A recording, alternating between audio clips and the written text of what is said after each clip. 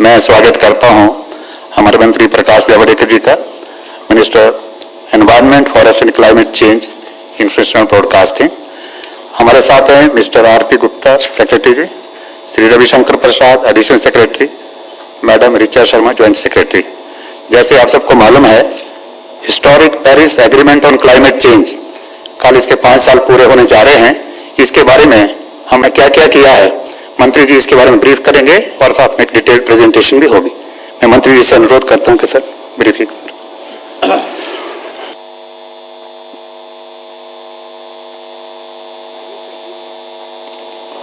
Paris agreement को 5 साल कल हो रहे हैं।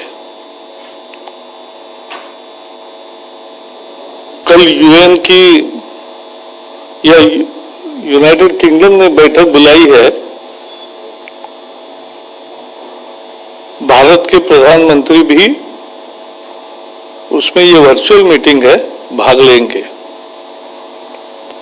आज मैं आपको 5 साल में क्या क्या किया और दुनिया कहां है, ये मैं बताना चाहता हूं।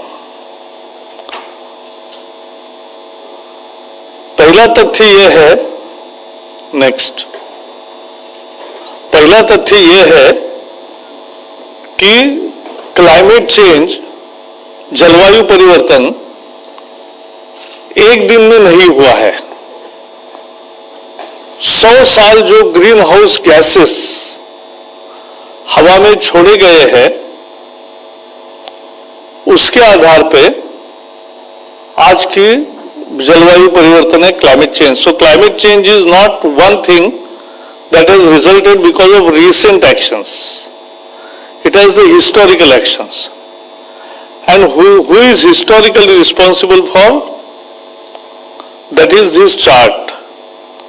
USA has 25% of historical emissions, 400 billion tons. Europe has 22% of historical emissions. China has 13% of historical emissions. And India has only 3%. तो भारत केवल 3%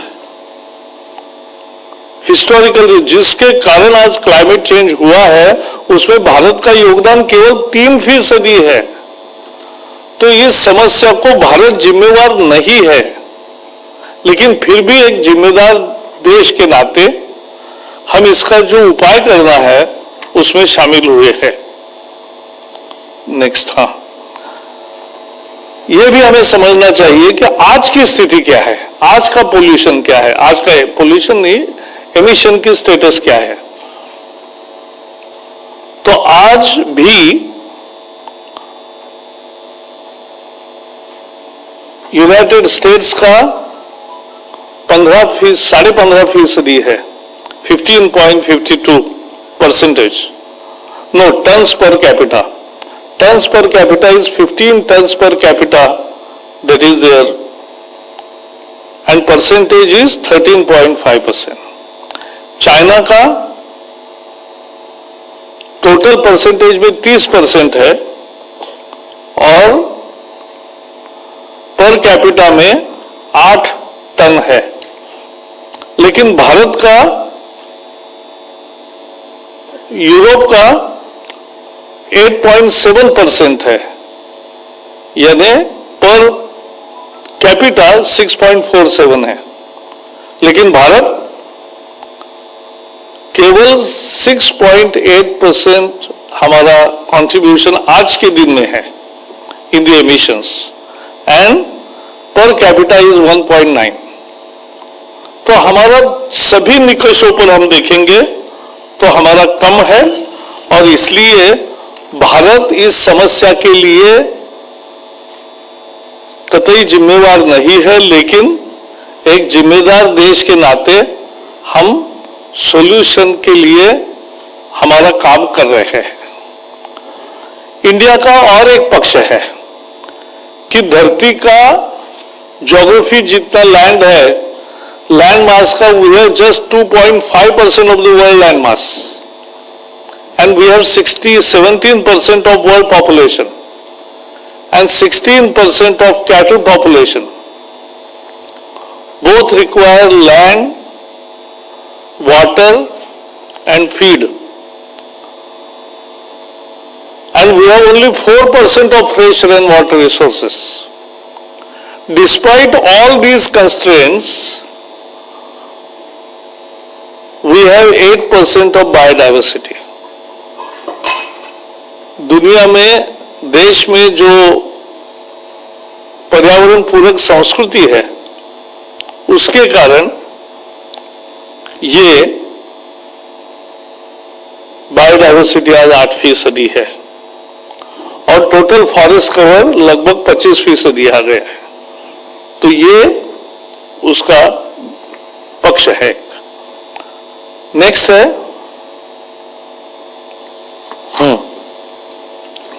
जो हमने इंडिसेस लिए, nationally determined contributions, Paris agreement में 5 साल पहले 12 तारीख को हमने जो मंजूर किया था, वो क्या था? वो ये था कि हमारी emission intensity of GDP will be reduced by 33 to 35%. This was a huge commitment. And I am happy to say that we have already achieved 21%. So remaining 12-13% we will achieve in next 10 years. Because Paris Agreement 15 में हुआ, लेकिन अमल अभी 21 से शुरू होगा. तो from 1st January 2021 this will start. और इसीलिए ये एक पहलू है. We have second target था कि we will have electrical power installed capacity mix of 40% through renewable by 2030. और आगे बताऊंगा, प्रधानमंत्री मोदी जी के नेतृत्व में जिस तरह से हमने सोलर अलायंस का कार्यक्रम किया, जिस तरह से नवीनी ऊर्जा तैयार की, उससे हमें बहुत बढ़त मिली है. फिर तीसरा हमारा टारगेट था कि हम 250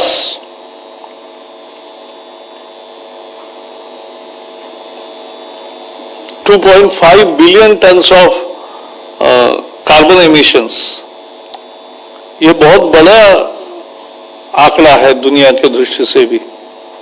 इतना हम कार्बन सिक्वेंस्ट्रेशन तैयार करेंगे और कार्बन सिक्वेंस्ट्रेशन में हम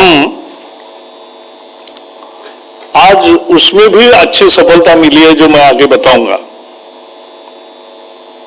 ये सारे वॉलंटरी टारगेट्स थे, लेकिन 6 टारगेट्स और भी लिए थे कि सस्टेनेबल लाइफस्टाइल. भारत की विशेषता है, वी हैव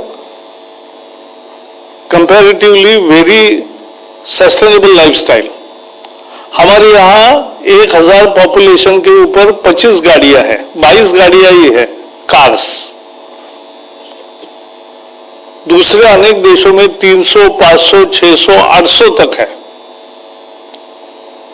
तो उन देशों का एमिशन नेचुरली ज्यादा होगा. ऐसे हर विषय में हमारे यहाँ, एक गरीबी के कारण और दूसरे हमारे जीवन मूल्यों के कारण, हमारी लाइफस्टाइल सिंपल रही है. यूज एंड थ्रो वाली पद्धति हमारे यहाँ ज्यादा नहीं है,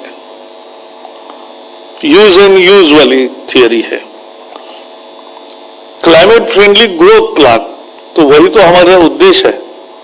एडेप्टेशन, क्योंकि आप रिस्पॉन्सिबल नहीं है, लेकिन आप पर उसके कारण संकट आ सकते हैं. तो उस संकट का सामना करने के लिए जो तैयारी करनी है, वो एडेप्टेशन में आती है. और इस सब विषयों के लिए दुनिया ने कबूल किया था कि 100 बिलियन हर साल डॉलर्स, 100 बिलियन डॉलर्स हर साल देंगे. लेकिन अब $1 ट्रिलियन से ज्यादा हो गया, 1100 बिलियन डॉलर का बात हो गई 11 साल में, लेकिन उतने पैसे कहीं नहीं आए हैं. और टेक्नोलॉजी ट्रांसफर भी हो नहीं रही है ज्यादा. टेक्नोलॉजी आ रही है, लेकिन टेक्नोलॉजी प्रॉफिट के साथ आ रही है। हमारा मानना है अगर climate change is a disaster, there should be no profit in technology transfer, but that is the issue. Next is, ये देखने लायक है कि भारत ने जो कमिटमेंट्स लिए वो कितने पूरे किए। तो probably we are the few countries who are, last column जो है, which is Paris agreement compliant, यानी our actions lead to maximum temperature rise of 2 degrees to be achieved by 2100, year 2100. So India, Costa Rica, Philippines, Bhutan, Morocco और Gambia है, यानी बड़ा country तो भारत ही है। एकमात्र बड़ी कंट्री है G20 का एकमात्र कंट्री है कि जो 2 डिग्री कंप्लायंट है। जिनका कम है उसमें यूरोप है, कनाडा है, ऑस्ट्रेलिया है, नॉर्वे है, स्विट्जरलैंड है, ब्राजील है, मेक्सिको है, पेरू है, न्यूजीलैंड है, बहुत सारे देश है। और जिनका बहुत ही ज्यादा है कि 4 डिग्री बढ़ेगा जिसके कारण जलवायु परिवर्तन में, वो है China, Japan, Indonesia, South Africa, UAE, Chile, बाकी बहुत सारे देश है, वो आपको हम दिखाएंगे बाद में। नेक्स्ट, ये बहुत इंपॉर्टेंट इशू है एक, कि 4 रिपोर्ट्स आए हैं। चारों रिपोर्ट्स ने कहा, पहला रिपोर्ट है climate transparency report 2020, and that has given that India is the only G20 country to meet its commitments. तो जो हमारे कमिटमेंट है वो सीधे तरीके से only 20% हम G20 के में केवल एक देश है कि जो इसने किया, इसका ये सर्टिफिकेट है। दूसरा है क्लाइमेट एक्शन ट्रैकर। इन्होंने कहा है कि जैसा मैंने अभी दिखाया कि 2 degree compliant, we are the one of the few countries which are on target and which their implementation of NDCs is on 2 degree compliant. नीचे है यूनेप का परसों ही रिपोर्ट आया है, United Nation Environment Programme, UNEP. तो UNEP का emission gap report आया है। उस एमिशन रिपोर्ट में रखा है कि एमिशन ग्रोथ भारत में बहुत कम है और पहले जितनी होती थी कम है, क्योंकि हमारे एमिशन इंटेंसिटी रिड्यूस हुई है। हमने क्लीन एक्शंस लिए हैं, हमने कार्बन सिक्वेस्ट्रेशन तैयार किया है, इसलिए हमारे कम हुए हैं। ये यूनेप का रिपोर्ट भी बताता है। फिर चौथा रिपोर्ट है क्लाइमेट चेंज परफॉर्मेंस इंडेक्स, और उसमें भी India is among 10 high performers rated very high of their well below 2 degree compliance. तो ये भारत ने काम करके दिखाया है। तो वी आर, कितने हम जिम्मेवारी से काम करते हैं, though we are not responsible for the climate change. ये हमें समझने की बार बार मैं बता रहा हूं। नेक्स्ट, ये देखने लायक है कि हमने एक्शन कैसे किए। इसका दूसरा चार्ट है ये। इंडिया 2 डिग्री कंप्लायंट है। अगले जो 4-5 देश है, चिली, नॉर्वे, ऑस्ट्रेलिया, न्यूजीलैंड और यूके, ये 3 डिग्री कंप्लायंट है, यानी 3 डिग्री उनके एक्शन के कारण टेम्परेचर में राइज होगा। और जो हाईली इनसफिशिएंट है वो है जापान, रशिया, जर्मन और यूएसए। ये देश 4 डिग्री बढ़ेगी उनकी अगर एक्शंस आज जैसी ही रहेगी। If their pace of work on environmental front remains constant as today, the world will witness 4 degree rise in temperature at the end of the century.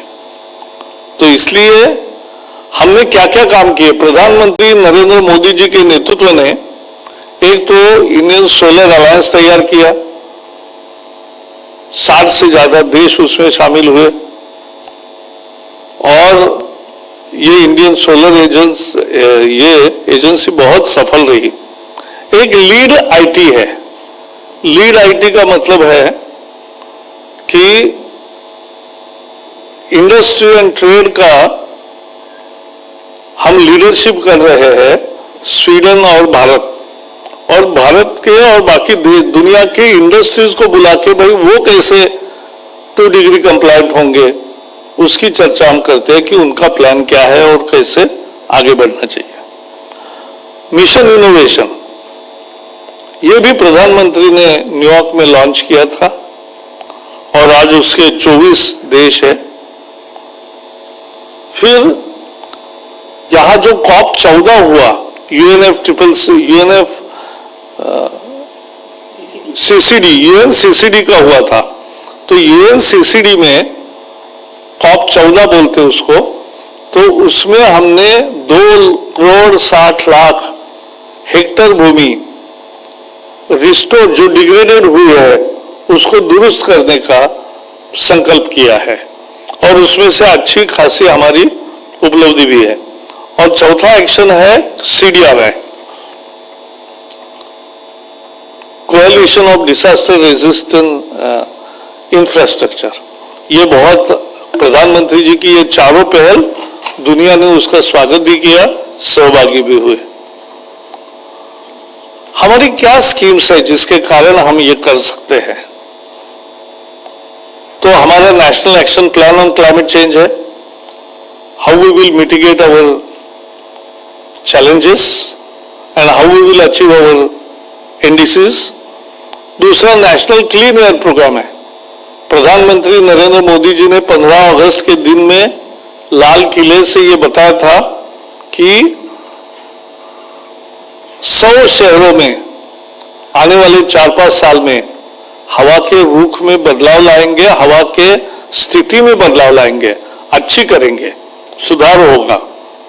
स्वच्छ भारत मिशन तो अब सब दुनिया में नवाजा जा रहा है, जिसमें स्वच्छता का भी मूल मंत्र लोगों ने लिया है, जन आंदोलन बना है और 12 करोड़ टॉयलेट्स भी बने हैं। स्टैंडर्ड्स एंड लेबलिंग स्कीम है, यानी जो फ्रीज एयर कंडीशन इसको जो रेटिंग मिलने लगा और उसका लेबलिंग होने लगा वो इसमें है। स्ट्रीट लाइटिंग ये भी अब लगभग सभी जगह सभी शहरों में स्ट्रीट लाइटिंग ये LED से हुआ, उसके कारण बिजली बचत हुई है। भारत स्टेज 6 में हमने प्रवेश किया है तो उसका भी परिणाम है।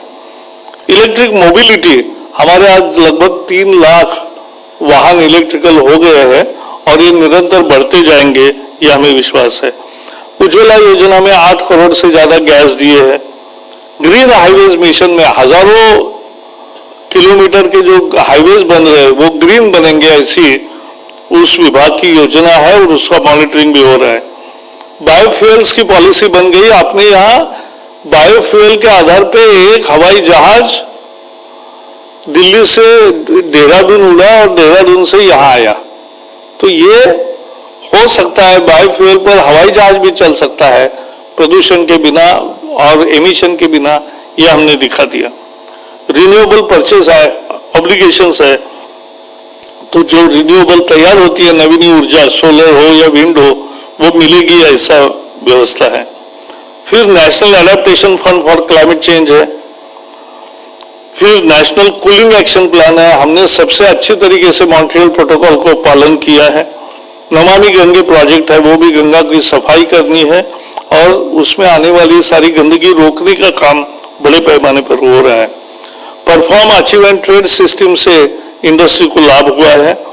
नेशनल एग्रो फॉरेस्ट्री पॉलिसी से किसान ज्यादा पेड़ अपने मेड़ पर लगाए, ये काम शुरू हुआ है। जीरो इफेक्ट जीरो डिफेक्ट ये प्रधानमंत्री की नारा था और सभी इंडस्ट्री ने उसको काम उस पर शुरू किया। Unnat Jyoti affordable LED for all, 36 crore से ज्यादा LED बल्ब आज लग गए हैं और वो सस्ते भी मिले हैं और उससे बहुत मात्रा में बिजली की बचत हुई है। कार्बन एमिशन का मुख्य स्मार्ट सिटी मिशन है। स्टील स्क्रैप रिसाइकलिंग पॉलिसी है। एनर्जी कंजर्वेशन बिल्डिंग कोड है। नेशनल अर्बन लाइवलीहुड मिशन है। तो विभिन्न कार्यक्रमों के द्वारा भारत ये कर रहा है। अब रिन्यूएबल एनर्जी में ये देखो, भारत के जब प्रधानमंत्री जी ने नारा घोषणा की कि we will achieve 100 gigawatts of 175 gigawatts of renewable energy, सारा विश्व दंग रह गया कि कैसे होगा, और किसी ने इतना टारगेट नहीं लिया था, लेकिन हमने लिया और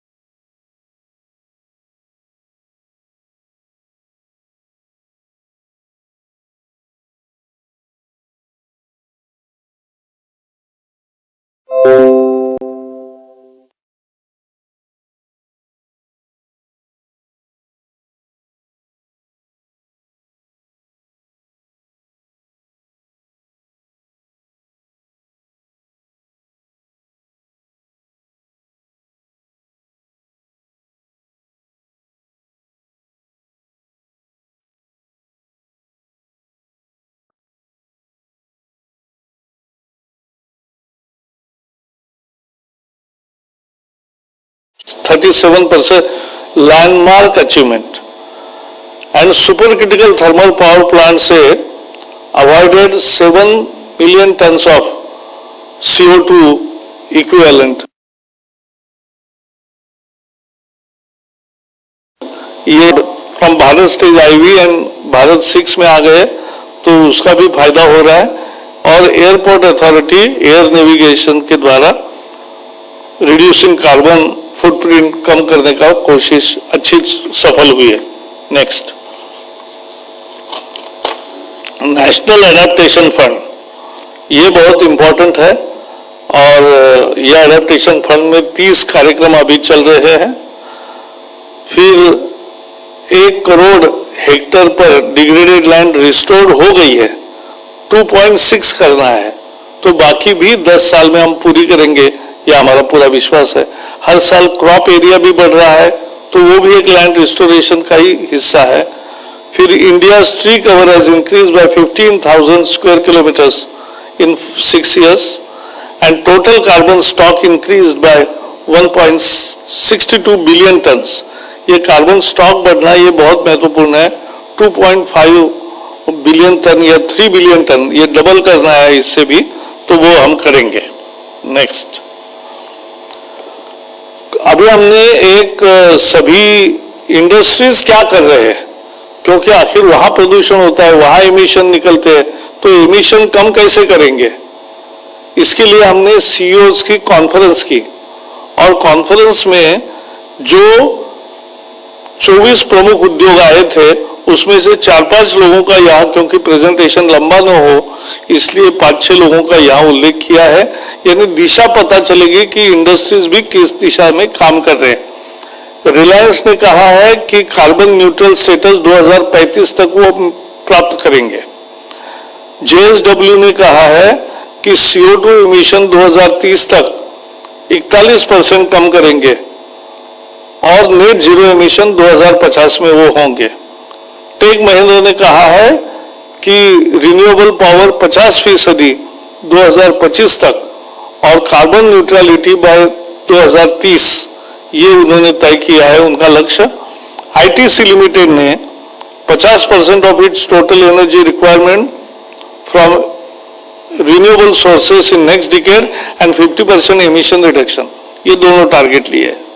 Dalmia cement already 100% renewable energy चल रहा है, and doubling the energy productivity by 2030 and carbon negative by 2040।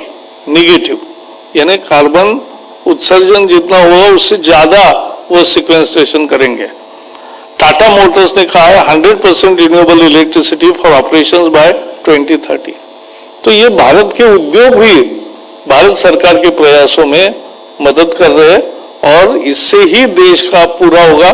और ये जो स्वीडन के साथ हम इंडस्ट्रियल लीडरशिप का ट्रैक चला रहे हैं, उसमें इसका दुनिया के 14 देश उसमें सहभागी हुए हैं, उनके इंडस्ट्रीज को भी हम हर बार बुलाते हैं और वो अपना रिपोर्ट पेश करते हैं। मूल मुद्दा है, दो इशू प्रधानमंत्री ने पेरिस समिट में बहुत आग्रह से रखे। एक रखा क्लाइमेट जस्टिस, गरीब के साथ न्याय होना चाहिए, और दूसरा रखा लाइफस्टाइल, जीवन शैली कैसे हो। तो इसके लिए current climate efforts put burden on economically weak, aim to provide dignified life to citizens and meet their aspirations. लेकिन जो आज वास्तविकता है कि richest 1% accounted for 15% of historical emissions and poorest 50% only 7%. Richest 10% use 31% of carbon budget, while poorest are 50% have used only 4%. तो विकास के लिए carbon उत्सर्जन बढ़ेगा तो उसको जगह तो चाहिए विकसनशील देशों को, तो ये एक मुद्दा है, हम आग्रह से रखते हैं। नेक्स्ट, लास्ट, कॉन्स्टिट्यूटेड, हमने एपेक्स कमेटी बनाई है इंप्लीमेंटेशन ऑफ पेरिस एग्रीमेंट के लिए। फिर सभी मंत्रालयों के साथ और सभी उद्योगों के साथ इसका कोऑर्डिनेशन चलता है। हमने इंडस्ट्री के साथ पार्टनरशिप की है, और सस्टेनेबल लाइफस्टाइल, यही तो भारत की विशेषता है। भारत में हर चीज का बेवजह फेंक देना ये मंजूर नहीं है, तो जितना ज्यादा से ज्यादा बार बार उपयोग होगा वो हम करते हैं। तो ऐसी सस्टेनेबल लाइफस्टाइल हमारी है, तो वो भी विकसित होते होते भी वो जारी रहे, ये प्रयास है। मुझे जो प्रेजेंटेशन करना वो इतना ही था, 15 स्लाइड से किए हैं और पूरे विषय को आपके सामने रखा है कि भारत ने, I can say in the sum up that India दो not a cause of problem of climate change historically, where our contribution is just 3%, and even our present emission level is just 6% of the world what it emits today. But despite this, India has behaved more responsibly than many other countries in mitigating this climate change challenge, and we have walked the talk, and we have nearly achieved our targets of NDCs much before the Paris Agreement actually starts. Remaining targets we will achieve during the course of Paris Agreement till 2030 as promised. And so that's all from my side. So we will always behave internationally also responsible, but our Prime Minister Narendra Modi is providing a dynamic leadership to the cause of environment and to the action plan with huge investments made in sustainable environmental practices. Thank you. धन्यवाद sir. Friends, detail presentation के बाद अगर कोई question है आपका तो आप सवाल पूछ सकते हैं। सर लगता है सर डिटेल अपना इतना अच्छा दिया है कि आपको सवाल नहीं है। सबको बहुत बहुत धन्यवाद। Yes. धन्यवाद सर, धन्यवाद फ्रेंड्स। हाँ बताओ ना।